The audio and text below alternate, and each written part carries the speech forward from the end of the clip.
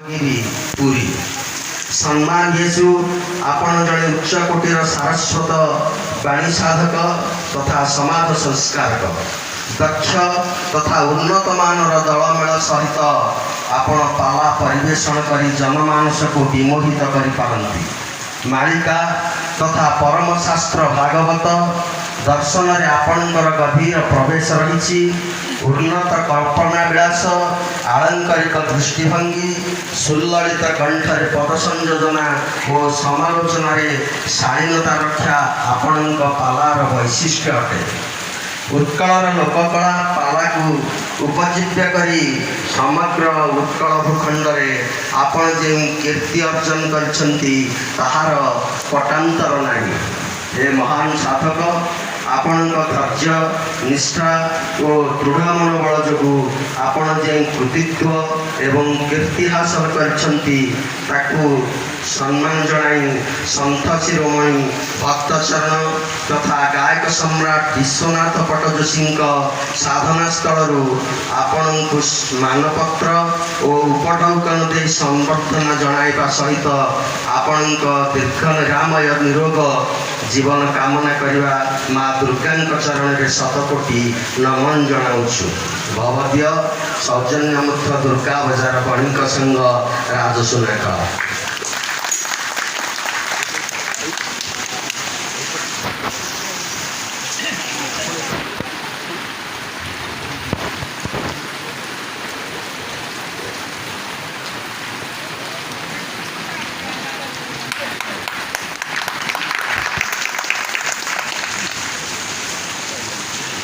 ମୁଁ ନିବେଦନ କରିବି ସମସ୍ତ କର୍ମକର୍ତ୍ତା ଯେଉଁମାନେ ଅଛନ୍ତି ଷ୍ଟେଜ୍ ପୁରକୁ ଆସନ୍ତୁ।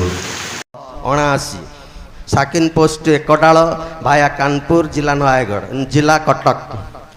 ସମ୍ମାନ ୟେସୁ, ଆପଣ ଉତ୍କଳୀୟ ଲୋକକଳା ପାଲା ଜଗତର ଜଣେ ଉଜ୍ଜ୍ୱଳତମ ନକ୍ଷତ୍ର। ଉନ୍ନତମାନର ଦଳମେଳ ସହ ଉଚ୍ଚକୋଟୀର ପାଲା ପରିବେଷଣ କରି ଜନମାନସକୁ ମନ୍ତ୍ରମୁଗ୍ଧ କରିପାରୁଛନ୍ତି। ପୁରାଣ ଶାସ୍ତ୍ରରେ ଆପଣଙ୍କର ପ୍ରବେଶ ଅତୁଳନୀୟ।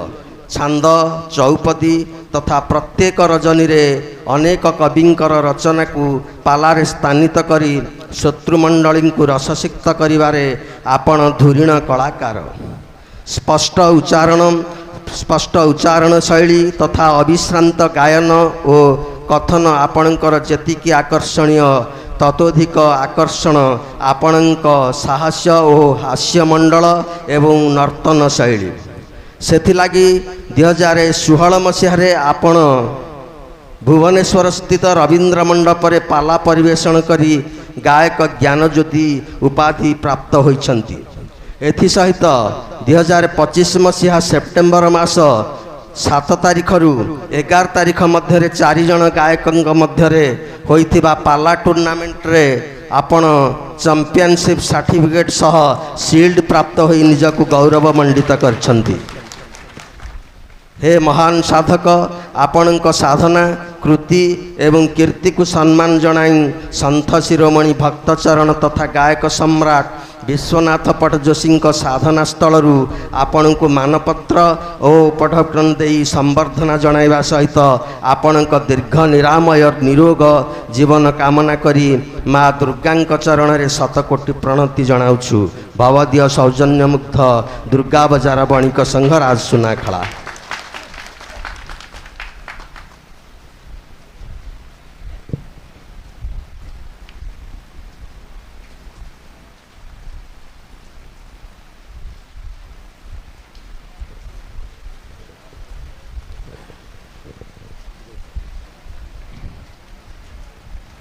ଏହାପରେ ଆମର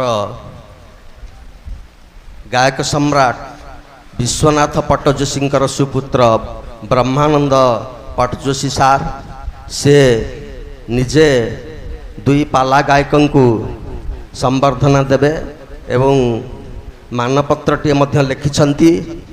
ଯାହା ହେଉ ତାଙ୍କର ଏଇ ଯେଉଁ ସ୍ନେହ, ଶ୍ରଦ୍ଧା, ଭଲ ପାଇବା ଏଇଟାଠୁ ଆଉ ବଡ଼ କିଛି ନୁହେଁ।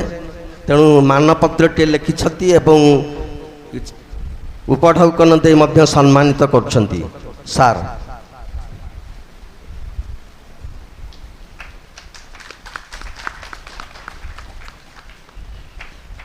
ମାନପତ୍ର ଗାୟକ ତତ୍ତ୍ୱବାରିଧି ଶ୍ରୀଯୁକ୍ତ ଜୟଚନ୍ଦ୍ର ବଡ଼ଦଳାଇ ରେବଣା ନୂଆଗାଁ ଜିଲ୍ଲା ପୁରୀ।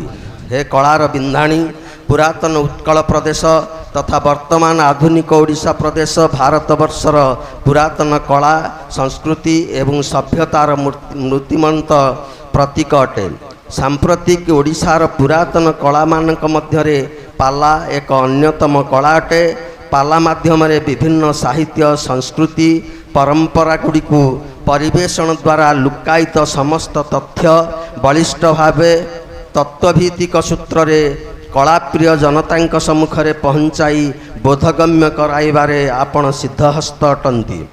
ପାଲା କଳା ମାଧ୍ୟମରେ ପ୍ରଚଳିତ ଓଡ଼ିଆ ଏବଂ ସଂସ୍କୃତ ସାହିତ୍ୟର ଉପମା ଅଳଙ୍କାର ବିଭିନ୍ନ ଛାନ୍ଦ ଚୌପଦୀ ପ୍ରଭୃତିକୁ ଜନତାଙ୍କ ସମ୍ମୁଖରେ ସହଜ ସରଳ ଏବଂ ବୋଧଗମ୍ୟ ରାସ୍ତାରେ ଆପଣ ବୁଝାଇ ପାରନ୍ତି।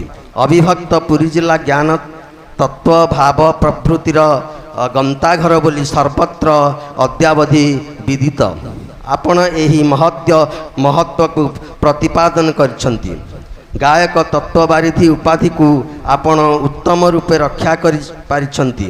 ଆପଣଙ୍କର ପାଲା ପରିବେଷଣ ମାଧ୍ୟମରେ ଶ୍ରୀମାନ ନାରାୟଣ ଆପଣଙ୍କୁ ଦୀର୍ଘ ନିରାମୟ ଜୀବନ ପ୍ରଦାନ କରି ପାଲା କଳାକୁ ଉଚ୍ଚ ସ୍ଥାନରେ ପହଞ୍ଚାଇବା ପାଇଁ ସହାୟକ ହୋଇ ଚଲାପଥ କୁସୁମିତ କରାନ୍ତୁ, ଏହା ହିଁ କାମନା।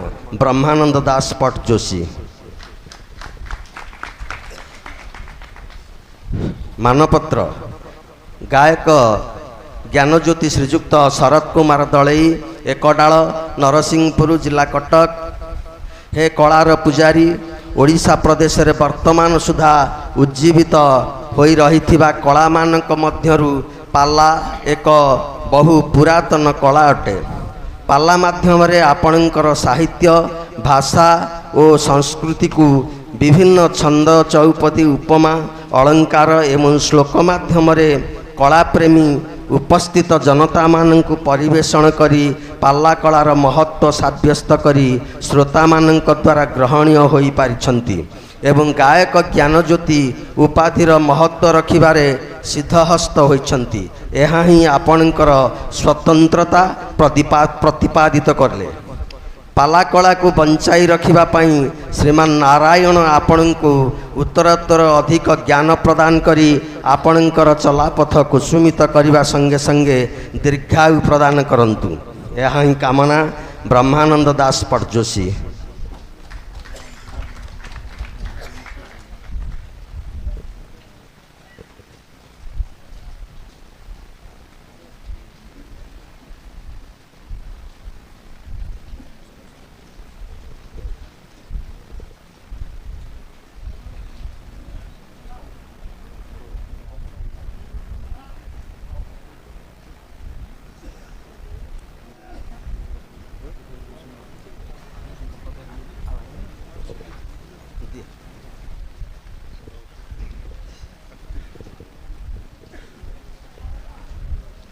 विचारक मान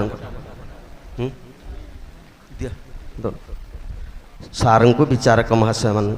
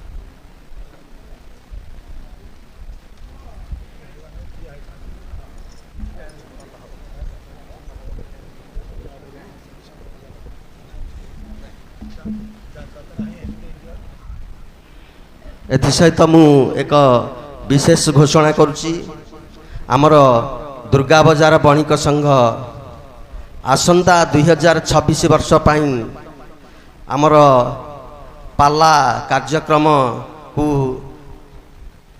जोगाजोग करा जाई सारिछि आसंता 2026 गायक प्रवीर सनातन दास स्वीकृति प्रदान करछन। तेणु 2000 मसीह आम 2026 मसीह गायक प्रवीर सनातन दास एवं गायक ज्ञानभूषण डॉक्टर शिशिर पाढ़ी शिशिर कुमार पाढ़ी सार आउ सनातन दास जोगाजोग सरी स्वीकृति प्रदान करछन्ते आसंता 2026 शिशिर कुमार पाढ़ी एतिकी वर्तमान मु आपण कहिबे किछि हाँ ब्रह्मानंद सार दुई पद कहिबे। माँ महादुर्गाय नमः। उपस्थित थिबा पाला प्रतियोगिता मंच रे आंभे विचारक मंडली बणिक संघर कार्यकर्ता सभापति उपसभापति संपादक समूह एवं उभय पक्ष गायक एवं समानकर सहयोगी आपण माने जानती ए राजसुनाखला दुर्गा पूजा पाला मंडप 1963 मसीह गायक सम्राट विश्वनाथ पट्टजोशी एवं तांकर शिष्य गायक रत्न लोकनाथ करंक द्वारा प्रथमे अनुष्ठित होता। 1963 मसीहा मन रखि था 1963 मसीह मु जानिबारे मु सेतले चतुर्थ श्रेणी पढ़ुଥିଲି। आपणकर लिंगराज स्वर्गत लिंगराज महाराणा से जो घर सोसाइटी घर सेपटे थिला सेठी मो पिता को बसा घर देइथिले मुझे आसिक रहे सबुदिन संध्या बेलू आसे राति रुहे तापरदिन सकाळे जाए घर को जाए। तेबे से जहा हो तांकर नाम को सर्वत्र विदित करबा पाई सर्वत्र प्रचारित करबा पाई राजसुनाखला बणिक संघ प्रयास करी तांकर फोटो एठार रखी विगत 2 वर्ष है तांकर फोटो रखी एठी पूजा करुछंती एवं एठिके आसुथिबा गायक एवं तांकर साथी बंधु माने तांको सम्मान दउछंती। यह मो पाई बड़ गर्वर विषय। तेबे मोर शरीर सुस्थ नहीं मु टाइफॉइड आक्रांत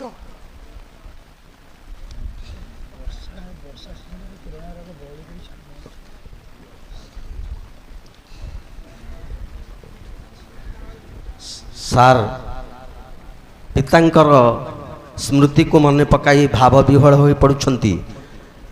जहा हो आपणक पिता केवल ओडिशा रे नुहंती सारा भारत वर्ष रे निजर नाम को प्रतिपादित करी गायक सम्राट हो पारिथिले। तांकर सुपुत्र सेतिकी आपणक पाई यथेष्ट आपण भाव विह्वल हो पड़छंती। तेणु आपण को आमे एठी माँ दुर्गा आपण को साहस ओ आशीर्वाद करंतु आपणकर परिवार एवं आपणकर चलापथ कुसुमित हो एतिकी कामना करुछु।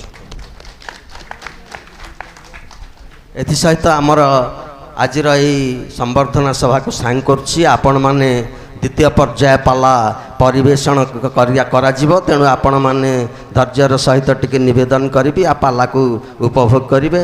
आउ विशेष किसी कहूनी रात्र तो एत कहला विलंब जनित त्रुटि पाई मते क्षमा करदेवे। जय माँ दुर्गा जय माँ जय जगन्नाथ।